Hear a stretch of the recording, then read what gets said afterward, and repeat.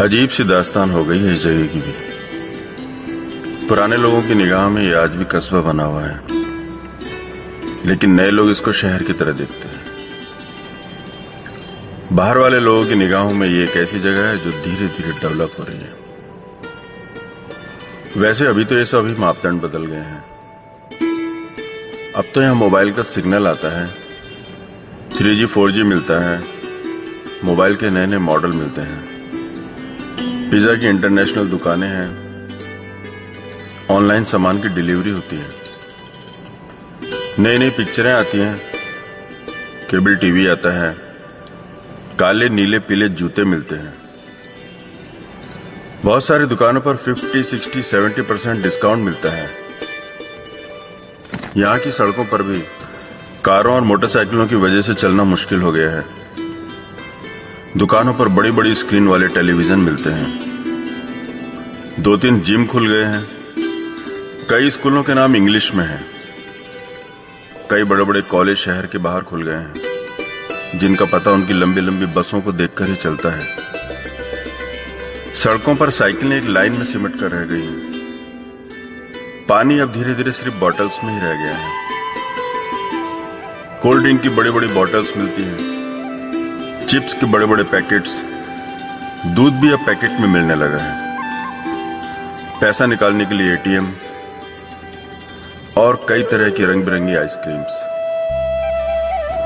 लेकिन हमेशा से ऐसा नहीं था। पहले इन सब चीजों के लिए पास के शहर जाना पड़ता था। दूध साइकिलों पर लटके बड़े बड़े डिब्बों में ही मिलता था। पानी हर समय कहीं ना कहीं बहता ही रहता था। पीने के लिए सिर्फ लस्सी थी। कार और मोटरसाइकिल तो कभी कभार ही दिखती थी। कपड़े लोग टेलर से ही सिलाते थे। ठेलों पर नारियल वाली आइसक्रीम मिलती थी। बर्तनों पर कली होती थी। बच्चे पैदल स्कूल जाते थे। सड़कों पर कई जगह मूंगफली मिलती थी। शहर का आकार बहुत छोटा था, जैसे ठंड के दिनों में रजाई में लिपटा सा। शहर के पास शिव मंदिर बहुत दूर लगता था, फिर भी कुछ लोग वहां रोज जाते थे। कभी कभी रात में वहां शेर की आवाज भी सुनाई देती थी।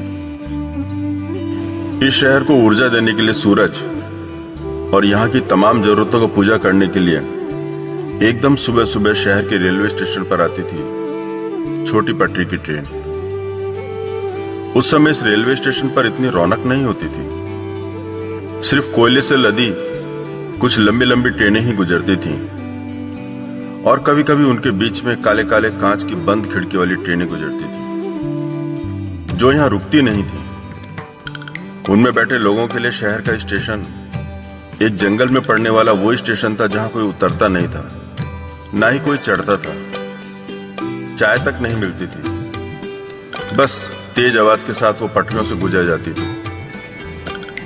अगर कभी कोई ट्रेन रुक भी गई तो उसके दरवाजों पर खड़े कुछ लोग नीचे झांकते थे, जिन्हें देखकर गांव के लोग देखते ही रह जाते थे और लोगों को सुनाने के लिए कहानी जन्म ले लेती थी। पर यहाँ के लोगों के लिए स्टेशन गांव के बाहर वाले मंदिर के बाद सबसे बड़ी जगह थी। लोगों की हर बात में स्टेशन का जिक्र होता। सुबह की सैर स्टेशन तक ही होती। महिलाओं की हर चर्चा में स्टेशन होता। शहर के सारे नौजवान स्टेशन के सामने वाले मैदान में क्रिकेट खेलते। सारे रास्ते उसी मैदान से गुजरते। शाम को रुकने वाली काले कांच की बंद खिड़की वाली ट्रेन में डिलीवरी के लिए जो कटलेट और चाय बनती, उनको खाने के लिए बहुत से लोग शहर से आते। ये स्टेशन के पुल पर बैठकर कई लोग कवि बन गए। शहर की आपसी बातचीत में ट्रेन एक बड़ा विषय थी। इसी स्टेशन पर आती छोटी लाइन की पटरी वाली वो ट्रेन। आज तो उन दिनों की कल्पना भी मुश्किल है। एकदम अल सुबह शहर में चारों तरफ से जोर जोर से हॉर्न बजाती हुई आ धमकती थी वो। ज्यादातर लोगों को उससे कहीं जाना नहीं होता था, लेकिन पूरा शहर उसकी आवाज से ही नींद से उठता और जैसे दिनचर्या शुरू हो जाती। अपनी छोटी लाइन की पटरी पर रोज ही नियमित समय पर आती वो और शहर के अंदर घुसते घुसते खूब इतराती। अपने साथ सभी के लिए कुछ न कुछ लाती।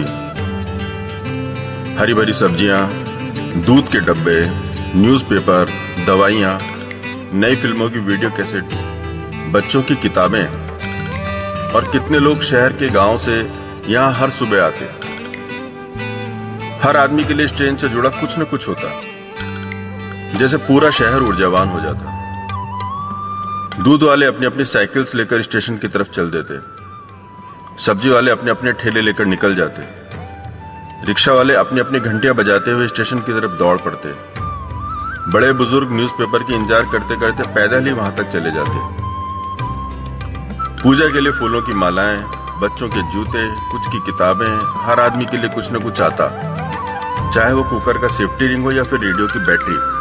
और फिर ट्रेन में आगे जाने वाले बहुत सारे लोग मिल जाते। ट्रेन काफी देर रुकने वाली होती, इतनी चढ़ाई चढ़कर उसे भी भूख प्यास लगाती। इंजन ट्रेन छोड़कर कुछ दूर पानी के बड़े से पंप के नीचे जाकर खड़ा हो जाता। उसे पानी लेना पड़ता, कोयला लेना पड़ता। ट्रेन की सारी खिड़कियां और दरवाजे खुले रहते। सबसे जी भरकर मिलकर अब वो आगे बढ़ जाती, दूसरे शहरों को जीवन देने के लिए। स्टेशन घर से मेहमानों के जाने के बाद जैसा वीरान हो जाता। स्टेशन के सभी लोग जैसे एक बहुत बड़ा काम करके सुस्ताने लगते। चाहते जाते वो फिर नई ऊर्जा के साथ जोर जोर से हॉर्न बजाती और शहर में जीवन का संचार हो जाता। अब ये शहर और स्टेशन काफी बदल गए हैं। स्टेशन की इमारत बड़ी हो गई है, नई बड़ी बड़ी पटरियां भी बिछ गई हैं। काले कांच वाली रंग बिरंगी बहुत सारी ट्रेन अब यहां आने लगी हैं। सब लोग उन्हीं में यात्रा करना पसंद करते हैं। उनके बंद कांच के अंदर कुछ दिखता नहीं। अब स्टेशन पर भी काफी कुछ मिलने लगा है, English magazines, newspapers, T, coffee और न जाने क्या क्या। लेकिन इन ट्रेनों को बाहर से कुछ लेना ही नहीं पड़ता। वो जैसे किसी से कोई मतलब ही नहीं रखना चाहती। लेकिन वो छोटी लाइन की पुरानी ट्रेन अभी भी आती है। वो अब भी उतने ही जोर से हॉर्न बजाती है,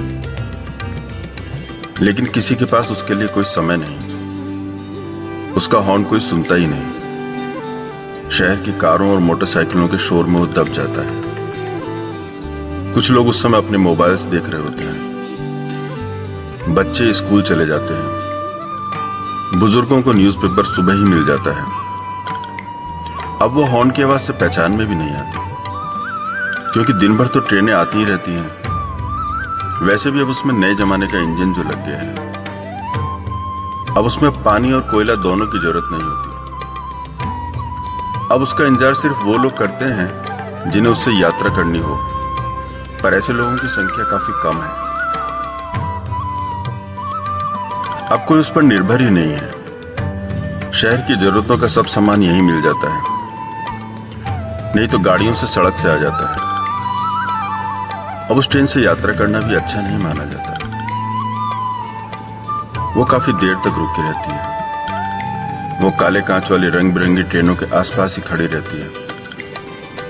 उन सब ट्रेनों के जाने के बाद ही उसे जाने की जगह मिल पाती है। वो अक्सर लेट ही चलती है। इतनी व्यस्तता के बीच में उसके लिए किसी के पास कोई समय ही नहीं है। सूखी भावनाओं की यादों के भरोसे नितांत अकेली सी, कुछ खाली खाली से डब्बों को लिए उदास सी, थोड़ी निराश सी, तेजी से बदलते दौर के पीछे निरर्थक दौड़ लगाती हुई, अपने अनजान अनिश्चित भविष्य की उम्मीद में रोज इस यात्रा को पूरी करती हुई अब अपने शानदार दौर की बस एक परछाई भर रह गई है वो छोटी लाइन की पुरानी ट्रेन।